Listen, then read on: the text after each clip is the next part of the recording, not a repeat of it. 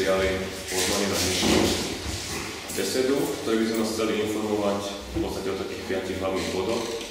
Prvý bod je zhodnotenie výsledkov akcie Occupy GP za maj 2012, druhý bod je informácie o informovanie o petícii za lepšie Slovensko, tretí bod je vyjadrenie sa k spolupráci politickým stranám, štvrtý výzvy verejným činiteľom a piatý záverečné informácie o ďalšom pokračovaní a cieľoch našej protestnej akcie. Takže prejdeme hneď k bodu číslo 1, o ktorom vás poinformuje administrácia. Ďakujem. Takže od roku 1989 nebola vyšetrená žiadna kauza, v ktorej bol namočený politik, vysoký štátny úradník či členovia dozorných rád nominovaní politickými stranami. Najdôležitejšia funkcia generálnej prokuratúry je chrániť záujmy štátu, jeho majetku a zákony. Na rozdiel od súdu, ktorý nemôže iniciovať trestnoprávny súdny proces, ale čaká na podnet práve od prokurátora, prokurátor musí konať, ak má podozrenie, že štát bol poškodený, podvedený a ohrozený. V médiách prebehlo nespočetné množstvo kauz, ale nikto nebol obvinený a tým pádom ani odsúdený. Preto sme sa rozhodli od 1. mája pre akciu Occupy GP. Plán bol taký, že končíme 30., ale pre pozitívny ohlas ľudí a preto, že nikto z kompetentných s nami relevantne nekomunikoval, sme sa v máji rozhodli akciu predĺžiť do 30. júna. Sme asi 20 aktivisti, menovať nebudem, aby som na nikoho nezabudla. Za ten mesiac a jeden týždeň sme už vyzbierali okolo 23 000 podpisov. Vlastne o tej petícii povie Andrej. Denne okolo nás prejde okolo 6 000 ľudí, ktorým rozdávame informačné letáky o akcii a o priamej demokracii. Na stenách budovy sú vyvesené plagáty s informáciami o ľuďoch, ktorí figurujú v medializovaných alebo známych kauzách, ako aj informácie o povinnostiach generálnej prokuratúry. Prišli sme k záveru, že nesmieme prestať vyvíjať tlak na ústavných činiteľov a musíme naďalej presviedčať verejnosť, že sa s tým dá niečo robiť. Protest sa netýka len generálnej prokuratúry, ale poukazuje aj na situáciu okolo vymenovania nového generálneho prokurátora a na stav prostredia, v ktorom je generálna prokuratúra možno ovládaná a sú na ňu vyvíjané rôzne tlaky. Myslíme si, že na zmenu bude potrebný dlhší čas a tlak verejnosti. Ďakujem. Teraz odovzdávam slovo Andrejovi. Hoci náš protest prioritne orientovaný na potrestanie vinníkov za kauzy minulé, pridružili sme k nemu ďalšiu akciu zameranú na prevenciu, a to petíciu za lepšie Slovensko. Podpisy po túto petíciu, ktorej žiadame poprvé zrušenie trestnoprávnej imunity poslancov, po druhé zavedenie protikorupčných opatrení a po tretie sfunkčnenie referenda, zberáme už 3 mesiace na rôznych miestach Slovenska, pričom miesto pred generálnou prokuratúrou je výnimočné tým, že funguje tak povediac v nepretržitej prevádzke. Doposiaľ petíciu podpísalo vyše 24 000 občanov, vrátane poslanca Európskeho parlamentu Petra Šťastného, poslancov Národnej rady Jozefa Mikloška, Alojza Hlinu, Petra Osuského, Lucie Nikolsonovej a Františka Šebeja, starostky Starého mesta Tatiany Rosovej, novinára Toma Nikolsona, umelcov Mariana Slováka, Štefana Skrúcaného, Michala Hudáka, Ingrid Kinkovej a ďalších známych osobností. Pritom vyše 19 000 podpisov je už v rukách petičného výboru v Bratislave a zvyšok je hlásený z iných miest, medzi ktorými vyniká hlavne Žilina. Z tohto miesta vyzývame všetkých občanov, aby petíciu podporili. Neobávajte sa zneužitia zo strany organizátorov ani trestu zo strany vládnej moci. Neviešajte hlavu nad tým, že sa aj tak nič nevyrieši. Nespoliehajte sa na druhých, že niečo vyriešia za vás a bez vás. Nájdite v sebe vôľu odpracovať aspoň tie 2 podpisy na petíciu. A ak chcete robiť viac, zájdite na stránku www.spravodlivereferendum.sk, stiahnite si hárky, zozbierajte aspoň zo pár podpisov z radov vašich blízkych a známych a kolegov v práci a pošlite ich poštou petičnému výboru, adresa je na hárkoch.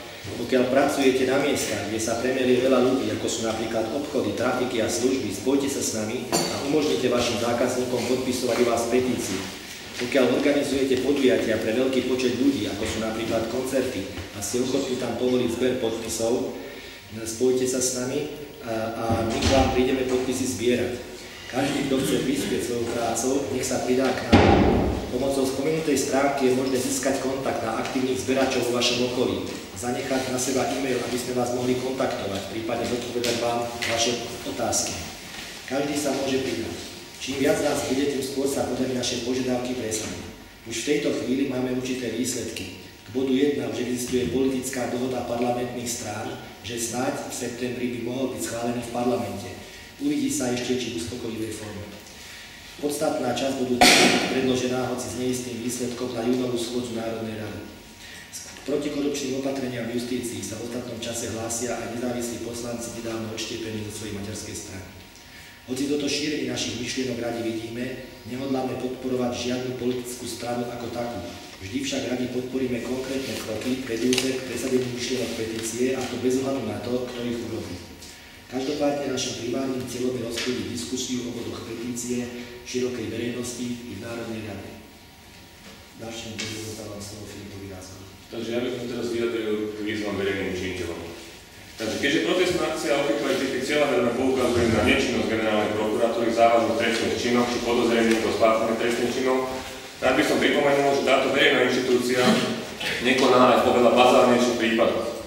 Neviem, či ste postreli, ale dňa 4.5.2012 o 10.15 došlo na príkaz generálnej prokuratúry k vylepeniu posmešného plagátu, kde generálna prokuratúra žiada, citujem, a nakoniec žiadame dôkladné prešetrenie ukrižovania Ježiša Krista, čím zrejme demonstrujú, že požiadavky občanov, ktorým sú adresované, sú absurdné či dokonca na smiech.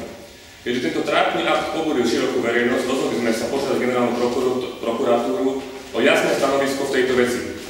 Žiaľ, ako sa dalo predpokladať, do dnešného dňa na našu výzvu nereagovali. Ďalej, vzhľadom na to, že občania citlivo vnímajú nedoriešené závažné trestné činy, ktoré traumatizujú túto spoločnosť vyše 22 rokov, je vcelku logické domáhať sa odpovedí, prečo generálna prokuratúra v týchto veciach nekoná, respektíve nekonala tak, aby boli vinníci, respektíve podozriví, šetrení v trestnoprávnej rovine. Z tejto nečinnosti jednoznačne vyplýva, že zákon v tejto republike neplatí pre všetkých rovnako, s čím sa nemôžno stotožňovať. Nečinnosť generálnej prokuratúry istým spôsobom legitimizuje túto trestnú činnosť, ktorej jadro spočíva v ožobračovaní slovenských občanov a rozkrádaní verejných zdrojov. Preto sme adresovali kľúčovým osobám generálnej prokuratúry, menovite zastupujúcemu generálnemu prokurátorovi pánovi Ladislavovi Tichému, prvému námestníkovi zastupujúceho generálneho prokurátora pánovi Dobroslavovi Trnkovi a zvolenému, zatiaľ nevymenovanému generálnemu prokurátorovi pánovi Jozefovi Čentešovi otvorené listy, aby sa verejne a bez okolkov vyjadrili k dvom otázkam.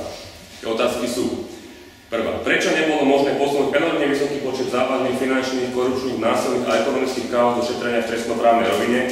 Je tu známe a medializované evidentné porušenia zákonných noriem, pochybenia jednotlivcov, nevýhodné zmluvy či prepojené záujmové skupiny.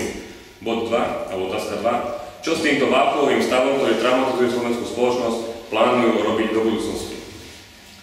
Do dnešného dňa na naše výzvy nikto nereagoval, čo opäť možno usudzovať, že požiadavky občanov sú im ukradnuté. Do tretice nás samozrejme zaujíma osud hromadného trestného oznámenia proti brutálnemu zásahu policajných zložiek na 9.3., pod ktoré sa podpísalo 172 občanov a ktoré bolo osobne podané na podateľný generálnej prokuratúry 10.4.2012. Do dnešného dňa nie je v tejto veci žiadna odpoveď. Jediné odpovede, ktoré sme z generálnej prokuratúry za celú dobu konania procesu obdržali, sú oficiálne stanovisko generálnej prokuratúry k našim požiadavkám, v ktorom sa explicitne vyhýbajú zodpovednosti za stav, v ktorom sa predmetné kauzy nachádzajú, a po druhé, osobné invektívy a snaha o nabudenie dojmu, že aktivisti sú nevzdelaní, neznali zákona, pričom sa majú obrátiť na iné inštitúcie. Predmetné stanovisko generálnej prokuratúry, ktoré sme podrobili právnej analýze, nás umocňuje pocit, že generálna prokuratúra sa značnou mierou pričinila a pričinuje o to, že najzávažnejšie trestné činy od roku 1989 neboli a nie sú do dnešného dňa vyriešené a uzavreté. Generálna prokuratúra ako vlajková loď systému, v ktorom žijeme, svojou nečinnosťou nenaplňa literu ústavného zákona, ktorý jasne definuje funkciu v demokratickom a právnom štáte. Z vyjadrení jednotlivých verejných činiteľov počujeme dennodenne, že sa veci dejú, veci sa šetria, nechajme tým odborníkom pracovať a podobne. Žiaľ, za 20 roka sú však ich výsledky celkom evidentné. Na margo toho, ako teda oni pracujú, vyšetrujú a vlastnými občaniami krivdíme, dávame širokej verejnosti nahľadnuté trestné oznámenie spísané prezidentom policajného zboru, ktoré nám bolo anonymne doručené dňa 7.5. pred generálnu prokuratúru, v ktorom sa jasne uvádza, ako dochádza k mareniu vyšetrovania jednotlivých káuz a predovšetkým kauzy Gorila, ktorá otriasla spoločnosťou na prelome minulého a tohto roka. Konkrétne sa spomína osoba špeciálna prokurátora doktora Kováčika, ktorý systematicky a cieľavedome marí vyšetrovanie závažných káuz. Možno si kladiete otázku, že ak vieme o páchaní trestnej činnosti, prečo sme sa neobrátili alebo nedali podnet na generálnu prokuratúru. Slovensko nájdete už vo viackrát spomínanej nečinnosti. Čo opäť implikuje, že i takéto závažné podozrenie zmarenia vyšetrovania tých najzávažnejších trestných činov by mohlo byť opäť zametené, zastavené či inak zablokované v prospech zainteresovaných ľudí. Preto sme sa rozhodli takémuto možnému scenáru zamedziť a informovať širokú verejnosť o praktikách, ktoré sa tu poza treba občanov dejú. Rozhodli sme sa trvať na vyžiadaných stanoviskách generálnej prokuratúry a v prípade, že nedostaneme na konkrétne otázky relevantné odpovede, pripravíme podklady, s ktorými sa plánujeme obrátiť na medzinárodné inštitúcie o pomoc. Zároveň pripomínam, že naša ústava nám garantuje právo na odpor podľa článku 32 proti každému, kto by odstraňoval demokratický poriadok základných práv a slobod uvedených v tejto ústave, ak činnosť ústavných orgánov a účinné použitie zákonných prostriedkov sú znemožnené. Preto i naďalej pokračujeme v proteste Occupy GB, aby si ľudia začali uvedomovať a v konečnom dôsledku uvedomili, akú obrovskú moc má generálna prokuratúra a ako s ňou reálne nakladá. Všetky materiály, ktoré boli spomínané, vám budú k dispozícii po skončení tlačovej besedy. Teraz by som predal slovo Silvii, ktorá by na záver zhrnula a vlastne informovala o tom, ako budeme pokračovať ďalej. Takže protestovať budeme naďalej, keďže máme za to, že generálna prokuratúra prestala plniť svoju funkciu v prospech občanov. Budeme poukazovať na jej nečinnosť, pričom apelujeme na všetkých, ktorým bola delegovaná moc občanov, aby v ich mene napravili tento žalostný stav. Takisto budeme pokračovať v zbieraní podpisov pod petíciu za lepšie Slovensko, ktorá dáva priestor na dlhodobé sfunkčnenie správy krajiny v prospech jej občanov. Keďže sme nútení poukazovať na nefunkčnosť a úpadok demokracie svojou prítomnosťou v uliciach, nevidíme iné alternatívy ako v prospech pokračovať naďalej, keďže jediná odpoveď vládnej moci na nespokojnosť občanov bol brutálny zásah policajného zboru proti vlastným krajanom, nápadne pripomínajúc totalitné praktiky. S týmto sa ako občania nemôžeme stotožňovať a preto sme nútení hľadať k danému stavu alternatívy i za cenu ďalších a ďalších protestných akcií. Na záver by som parafrázovala slova istého vplyvného pána, citujem: občan je hodno. Občan nie je hodno. Občan je nositeľ a delegát moci v tejto krajine a preto je nesmierne nutné, aby sa občania dozvedeli pravdu a triezvo a neskreslene vyhodnotili stav a smerovanie našej krajiny do budúcnosti. Ďakujem. Tak, to by bolo z našej strany všetko. Pevne verím, že sme to zvládli rýchlo, takže teraz je priestor na otázky, ktoré vás možno zaujímajú a ktoré nás máte. Ja by som sa opýtal asi na dve veci. Jedna by bola taká k tomu úsud toho plagátika, to nám spravili, ako nám vylepili plagátik pre generálnu prokuratúru a čo potom veseli ho, alebo... No tak, ja som krajný svedok. Vylepili plagátik, zrejme mysliaci teda, akože asi to bolo vtipné, ale na druhý deň, keď som prišiel prvý, ja som chodil vlastne v tom období medzi prvými, tam už ten plagát nebol. Takže asi ho zvešili. Potom samozrejme my sme žiadali stanoviska, jednak generálnej prokuratúry, jednak policajného zboru, justičnej stráže a tak ďalej. Oni si to prehazujú ako horúci zemiak a v podstate to vyšumelo a nič zatiaľ není. Ale my to nenecháme tak, pretože dostali sme veľa znechutených mailov od ľudí, ktorí sú veriaci, pretože veľa ľudí na Slovensku žije na hranici biedy a obracia sa žiaľ už len svojej viere a že takýmto posmeškom sa vysmiať proste z ľudí, ktorí de facto tvoria proste nejakým spôsobom hodnotu tejto krajiny, je úplne nonsens. A ešte z verejnej inštitúcie, ktorá je platená z verejných peniazí. Druhá vec, ja chcem sa spýtať, v podstate ten tlak na tú generálnu prokuratúru by sa dal brať ako vec, ktorá je vo verejnom záujme, keďže sa niekto nevedia rozhývať sami, tak robíte im tam akciu. Ale prečo to vlastne miešate s tou referendovou otázkou, čo je stranická agenda, v podstate slobody a solidarity a obyčajných ľudí? Ako ja poviem svoj osobný názor, posledné referendum SAS bolo tak podľudoveň, že ja som bol veľmi rád, že tam nemusím chodiť a že máme to zboru, ktoré zabezpečuje, že keď ľudia nemajú záujem, to bude platné. Čiže ja to beriem ako, to je naozaj ich stranická záležitosť, ktorú si presadzujú cez parlament a nevidím tam spojitosť s generálnou prokuratúrou. No, určite to nie je len stranická záležitosť. Práve my sme združení v občianskom združení Priama demokracia, ktorá má ako svoju hlavnú agendu. Všetko sú to nestraníci, áno, takí angažovaní nestraníci, povedzme. A naša hlavná agenda je práve smerovať k presadzovaniu princípov priamej demokracie, pričom teda za ten úplne prvý, ktorý by mal prísť na radu, považujeme sfunkčnenie referenda. A za tie ďalšie zmenu volebného systému tak, aby ľudia priamo volili svojich zástupcov a nie politické strany. Jedine v zlomení moci politických strán vidíme možnosť, ako zbaviť túto krajinu zlodejov na tých najvyšších miestach. A teda určite to nie je len nejaká stranická agenda nejakých obyčajných ľudí, pokiaľ si toto zoberú za svoje, my sa tomu tešíme, ale my ich ako stranu nepodporujeme, my podporujeme túto jednu myšlienku. No, takže takisto No, z Occupy GP to má to, že kým teda hlavnou náplňou protestu Occupy GP je teda dosiahnuť potrestanie za výstrelky v minulosti, tak hlavnou náplňou petície je konať nejakú prevenciu do budúcnosti.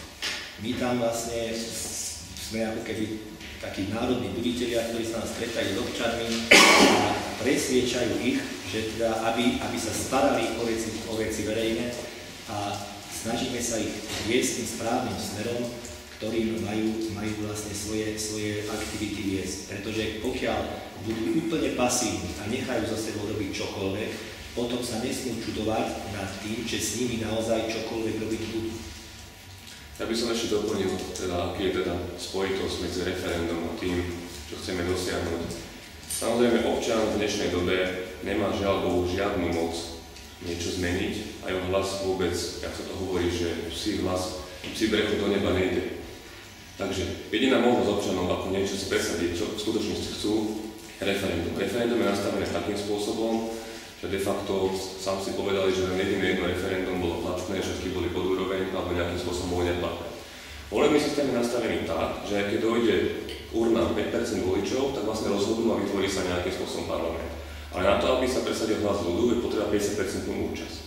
Čiže referendum dáva možnosť dlhodobo do budúcnosti pracovať na tom, aby sa požiadavky občanov, ktorí žijú v tejto krajine, nejakým spôsobom pretavili minimálne teda diskusiu v parlamente, keď už nie do formy nejakého zákona.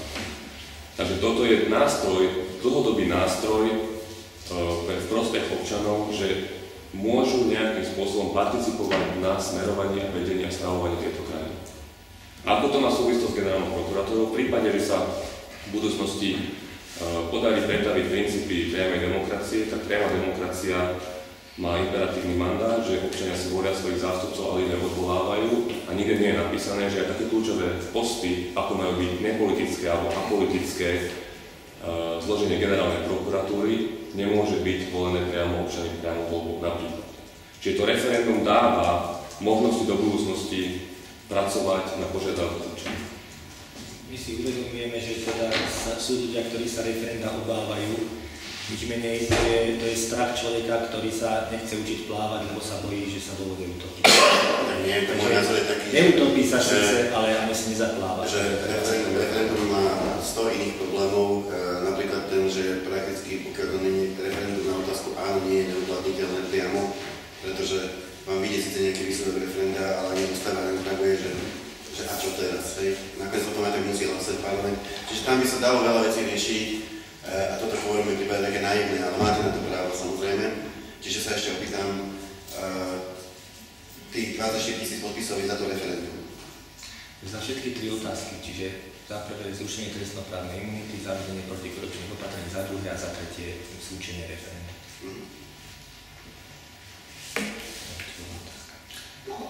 Prvý kolega zobral, to bolo v súvislosti s tým plagátom a chcela som sa spýtať, počkajte, jasné, vy ste spomínali to hromadné trestné oznámenie, to len taká technická, to bolo v súvislosti s tým protestom proti kauze Gorila, čo sa neriešilo.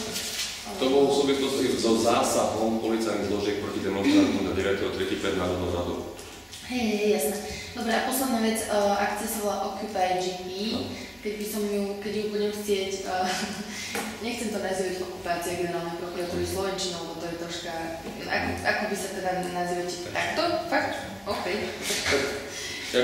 Veľa ľudí nám vytýka, že prečo Occupy GP, no tak nebuďme Slováci, tak nie treba. Okupácia proste má samozrejme v mysliach občanov proste iný význam, troška sa to spája proste s okupáciou, ktorá tu bola, tak necháme to na vás. Jak si to proste pomenujete. Ďakujem. Dá sa to aj tak, že nečinnosť generálnej ukázania. To nám nesmiesla spomínať, ale pôjde, OK. Ešte neupresnite to referendum, teda aké je kvórum, alebo podstate, aký je váš konkrétny veľmi návrh? Tak momentálne teda, čo sa vlastne chystá čo vlastne teda Olano chystá návrh do Národnej rady, tak tam uvažuje jedine o zrušení toho kvóra, to znamená, koľko ľudí príde, toľko rozhodne o výsledku. Čo teda je tiež veľmi pozitívny krok, pretože vlastne na to referendum preto tak veľa ľudí nechodí, lebo tí, ktorí chcú hlasovať proti, tak tam vlastne neprídu a vedia, že to má väčšiu váhu, ako keď tam prídu a zahlasujú proti. No a druhá vec teda, ale my máme tie požiadavky trochu širšie.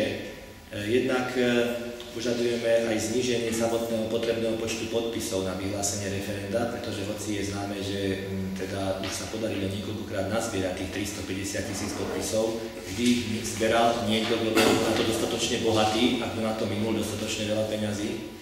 A my chceme to referendum urobiť naozaj prístupné aj trošku s takým skupinám, ktoré si nenakradli na to, aby organizovali referendum. Práve o to nám ide, takže my požadujeme aj toto. Čiže ten návrh je širší. No a potom 150 000. A požadujeme potom ďalšiu vec, aby výsledok bol schopný presadiť sa voči Národnej rade. Politici síce často tvrdia, že teda referendum budú poslúchať, ale na zákone to nemusia spraviť. Oni ani výsledok súčasného referenda nemusia premeniť do zákona. My chceme, aby práve výsledok referenda mal silu ústavného zákona. To znamená, že vlastne, na čo teda sa dá predpokladať, že v Národnej rade nebude dosť hlasov, aby ho len tak zmietli zo stola. Zatiaľ, čo teda, keby mal silu len zákona, tak ho môžu novelizovať veľmi ľahko, pretože nadpolovičnú väčšinu v Národnej rade vždy niekto má. My si nepredstavujeme to, že by výsledkom tohto malo byť, že tu každý druhý týždeň bude nejaké referendum, ale treba si uvedomiť aj ten pasívny vplyv, ktorý to má na činnosť parlamentu, ktorý si uvedomuje, že len tak nemôže niečo spraviť proti vôli občanov, pretože si v momente zvolajú referendum. Čiže zrejme by sa inak správali treba v otázke hlasovania, napríklad takého eurovalu, kde vedia, že ľudia to sa netýka našej agendy samozrejme, ale teda museli by si dať minimálne tú námahu, aby ľuďom vysvetlili, že prečo je to dobré, aby ich presvedčili najprv. Pretože ak teda myslia, že majú pravdu, nech si dajú aj tú námahu, aby o tom ľudí informovali a presvedčili. Ja by som ešte doplnil, že veľa ľudí sa na počet tých podpisov pozerá troška negatívne, presne z toho dôvodu, že majú pocit, že teraz tu vybehnú nejaké záujmové skupiny a budú si tu robiť referenda a budú si to presadzovať.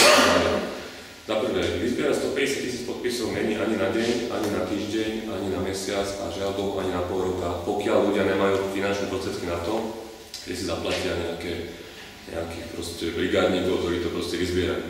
Za druhé, to kvórum, ktoré sa zniží vlastne na nulu, núti, alebo by malo aktivizovať ľudí, že aj napriek tomu, že by sa tu vyskytla nejaká situácia, že niekto by sa presadiť niečo, tak proste k tomu referendu môže ísť a povedať nie. V prípade, že niekto proste chce na úkor ostatných presadzovať nejaké divné veci. Čiže celé to smeruje k tomu, aby sa občania začali aktívne zaujímať o verejné veci. Pretože na teraz, v tomto stave, ako sme teraz, nemáme skoro žiadnu možnosť. Môžete povedať príklad nejakej funkčnej krajiny v Európskej únii, kde to takto funguje, alebo kde sa to blíži, vaša predstava v istej krajine? Tak môžeme samozrejme spomenúť, Švajčiarsku napríklad referenda funguje, ale to stále nie je v Európskej únii. Hej, ale je to trošku krajina. Asi je dôvod, prečo nevstúpil do Európskej únie. Presne tak, tých krajín, však povedz, ja som slovo, čo mi čakáš. Tak napríklad, tak ja spomínam, tak samozrejme Švajčiarsko ako model, proste, že práve demokracie, kde referenda fungujú, to je jasné, sám sa spomenul, že nie je členom Európskej únie. Dobre, napríklad môžeme si, asi dobre postrehol, naposledy, v Lotyšsku bolo referendum, odvolaná vláda a sú krajiny, ktoré Island, o ktorých sa nehovorí, kde sa opäť začnú prvky priamej demokracie, kto vlastne do normálnej legislatívnej formy, aby tá krajina nejakým spôsobom fungovala a tak ďalej. Takže inšpirácie tu určite sú. Aj keď teda neviem úplne, že ktoré z týchto krajín z Európskej únie sú alebo nie, to by som dal úplne... Mali sme nedávno zaujímavého hostia v kavárni Olympia, ktorý teda ešte pred 10 rokmi napísal knihu práve o tom, že ako to v jednotlivých krajinách hľadiska referenda funguje. A vyšla mu tam celkom zaujímavá úmera, že vlastne teda medzi funkčnosťou referenda, to už teraz neviem presne ako ju vyhodnocoval, a teda javmi ako je korupcia, je istá súvislosť. Teda v krajinách, kde ten hlas ľudí je väčší, sú tie výstrelky vládnej moci menšie. Vo všeobecnosti to tak platí. A takisto platí aj to, že referendum je najobľúbenejší nástroj rôznych silných mužov, od diktátorov až po povedzme demokratov, ktorí tým obchádzajú parlament, lebo si kúpia proste dávy na ulici, zaplatia si kampaň, presvedčia ľudí a obidú tým zákonodárnu moc, čiže tam by sa dalo diskutovať veľa. Isté, dalo by sa diskutovať, ale treba si zase zobrať historicky tie jednotlivé prípady. Treba, povedzme si, že najprv taký typický je, že Hitler si dal schváliť svoje opatrenia, že dal si ich schváliť už vtedy, keď mal moc v rukách. V podstate všetky tieto referendá, ktoré sú spomínané, akože vlastne posvetili moc tých diktátorov, už v skutočnosti boli úplne len fraškou, pretože už ju dávno mali. Ano? Ani Hitler sa dostal v moci referendum, on si najprv sa dostal v moci, potom teda uskutočnil noc dlhých nožov a potom si dal výsledok schváliť referende, keď už kedy sa bál. Ano? Takže aj u nás sa dajú zorganizovať voľby a ľudia sa budú v takej atmosfére, a to si pamätáme si pred 20 rokov dozadu a viac, že vlastne voľby boli a všetci hlasovali 97% za ponúknutých kandidátov, áno, ešte sa pretekali, ktorý podnik prv odhlasuje 100% a tak ďalej. Čiže taká atmosféra sa dá navodiť, ale to nie je chyba volieb alebo referenda, to je chyba tej spoločnosti. Ako tak. Ešte sú nejaké otázky? No ale ešte pár, máte 24 000 hlasov a to kvórum na referendum chcete 150, takže kým vy dosiahnete tých 150... My musíme 350. 100 000 podpisov potrebujeme na to, aby sa to prerokovalo v Národnej rade, ale žiaľ Bohu, pre Národnú radu to má odporúčací charakter. Tak je referendum nastavené na 350 000, čiže vidíte, že cesta k tomu je strašne dlhá a strašne trnistá. Takže ja si myslím, že áno, isté obavy na mieste sú, treba o tom diskutovať, ale takisto si myslím, že netreba z tých obav robiť nejakú veľkú bublinu, že by sa to nejak zásadne zmenilo. A zásadne aj nejakým spôsobom akože zvrhlo alebo tak.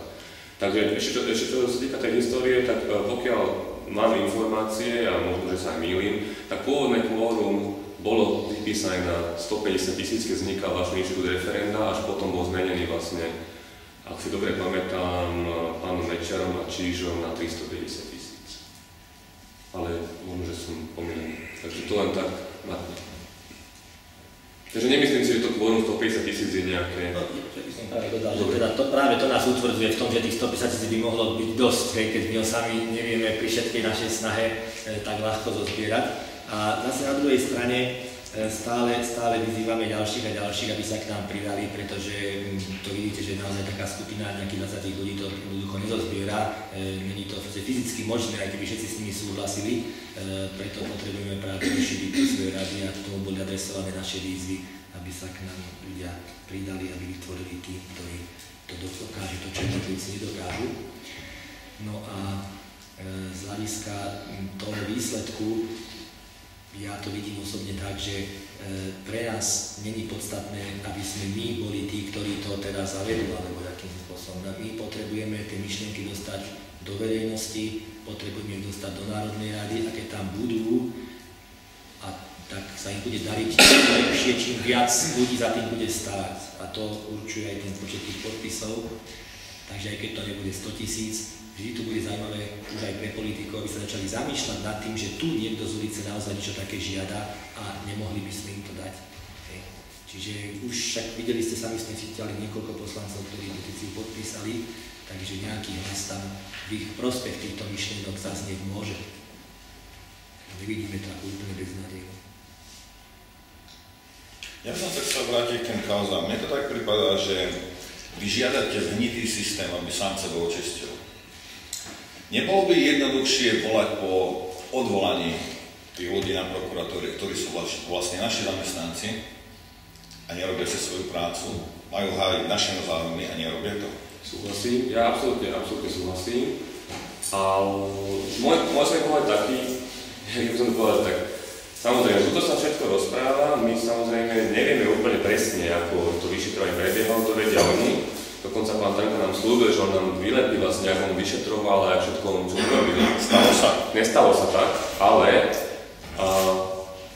ten začiatok je taký, že ich žiadame, respektíve je tu taký nejaký proces, ktorý už treba vyššie roka, že vlastne generálny prokurátor není a tak ďalej. Že tá možnosť, možno, aj keď ten systém naozaj podľa nás je zhnitý, je taká, že sa to niekde posunie. A v prípade, že sa to nikde neposunie, no tak logická alternatíva krok číslo 2, ktorý je, že treba ich nejakým spôsobom vymeniť a volať alebo teda žiadať to, aby tí ľudia tam proste neboli. Malá poznámka, nikto vám, pán Razga, nedá toľko, koľko vám pán Trnka môže slúbiť. Tak ono je problém aj v tom, že vlastne generálny prokurátor je vyberaný, teda volený poslancami a de facto on musí potom byť... Ďalšia otázka je, prečo sa nesnažíme zaviesť systém ako je Spojených štátov, aby prokurátor bol volený ľuďmi, lebo zastupuje tých ľudí. Isté. Ale nie len generálny prokurátor, aj okresný. Áno, to je jasne súhlasím. A nie politickou stranou, ktorá je akurát vo vláde, rozumiete? To je to isté policajný prezident, to samé. Po každých voľbách tu sa menia ľudia. O tom je priama demokracia, ktorú žiadame. A k tomu sa musíme nejakým spôsobom dopracovať. To sa samo neurobí. Čiže my keby sme teraz prišli s touto požiadavkou, no tak viem si predstaviť, že bude také isté nič ako teraz. Čiže my musíme pracovať na otázke referenda, musíme sa snažiť implementovať myšlienky priamej demokracie do celospoločenského povedomia, systematicky na tom pracovať. Potom áno, ovocie by mohlo byť presne také, že sa bude kľúčová osoba, štátny zástupca, teda inými slovami generálny prokurátor, voliť priamo ľudí. Není s tým žiadny problém, to je práve vyryslená myšlienka. Nedá sa samozrejme všetko odrazu, takže musíme si stanoviť určité ciele, čo je prioritné teraz a čo bude neskôr, takže momentálne ako ten hlavný bod vidíme práve to skončenie referenda, ale presne všetky proti priamej demokracie vrátane voľby treba z generálneho prokurátora. Viete, celý ten systém je tak nastavený od tých 350 000, od povolenia, že môžete demonstrovať, ja neviem, čo to je všetko nastavené tak, aby ľudí umlčali. Presne tak. A práve preto ten prvý krôčik je zbaviť sa celospoločenskej apatie, nejaké proste totálna pesimizmus, nič sa nezmení, nič nemôžeme robiť, lebo ten systém presne robí to, že ľudia, samozrejme, aj keď chceli, tak sú tlačení do nejakej ekonomickej ťažoby, že oni vlastne nemôžu prísť demonstrovať, pretože obrácajú každý centík.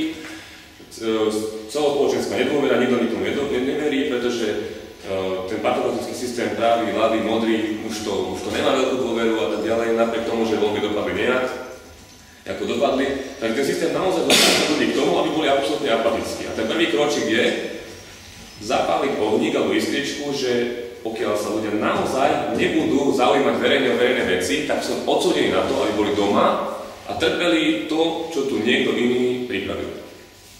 S tým súhlasím. Nemali by ste apelovať aj na ústavný súd, aby konečne rozhodol, veď je to škandál, neviem koľko mesiacov to trvá, prezident sa vyhovára na ústavný súd, niektorí sú spokojní, pán bývalý generálny Trnka je zrejme spokojný, pretože stále ešte môže on rozhodovať, takže treba, myslím, udrieť tam, kde je tam najslabšia stránka a teda apelovať na ústavný súd, aby konečne rozhodol.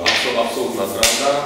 Všetci vieme, že zastupujúci prvý námestník zastupujúceho generálneho prokurátora pán Dobroslav Trnka je vlastne zastupujúci generálny prokurátor pre trestné veci. Tým, že pán prezident nechce vymenovať zvoleného prokurátora pána Čenteša a je to na ústavnom súde, ktorý koná, nekoná. Počuli sme minulé aj prostredníctvom TASR, že vlastne ústavný súd sa ohradil, že oni vlastne robia, že to posudzujú, no ale vidíme ten výsledok. Výsledok je nula. A aj vo všetkých tých kauzách, ako robia, ale výsledok je nula. Reálne nula proste. A je tu vákuový stav, ktorý niekomu systematicky a cieľavedomo vyhovuje. Ale občania to nie sú. Takže máte absolútnu pravdu. Pripravujeme aj teda protestnú akciu pred ústavným súdom, ale to je všetko v rámci plánovania, takže my sme proste limitovaní svojimi fyzickými možnosťami. My nemôžeme, my sa snažíme postupne vtlkať do ľudí to, že pokiaľ budú doma šomrať pri televízoroch a pri nejakých programoch, tak sa nezmení vôbec nič. Extra v prípade, že s tým nesúhlasia. A práve si myslím, že práve generálna prokuratúra je ten bod, kde sa pretínajú všetky tie priamky. Pretože má takú obrovitánsku moc, že pokiaľ generálny prokurátor sa rozhodne, že niečo proste neposunie, tak to proste neposunie, to zastaví a je to skončené. A nemôže to ísť aj na súd. Čiže my sme sa aj obrátili na nejaký medzinárodný súd, lenže to tam niekto musí vôbec do toho procesu dostať. A keď to tam nikto nedostane, tak to tam nemôže ísť. Pretože súd nemôže rozhodovať o vine a treste. Teda rozhoduje, ale len na základe podania odžalobcu. A potom dojde k dokazovaniu a poučí sa, kto je vinník a kto nie. Za predpokladu, že súd je nezávislý a spravodlivý.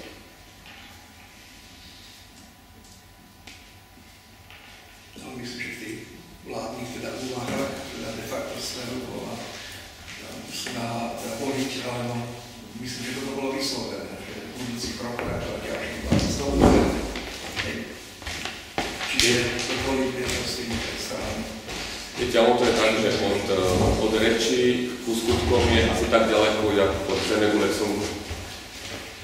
Čiže jedno sú deklarácie a druhé sú skutočné proste činy. Takže uvidíme, ak sa to niekde posunie v tomto smere, zmyslom, že by sa to mohlo skvalitniť toto prostredie, tak je to samozrejme vítané. Ak nie sú už teda otázky, tak vám ďakujeme za účasť.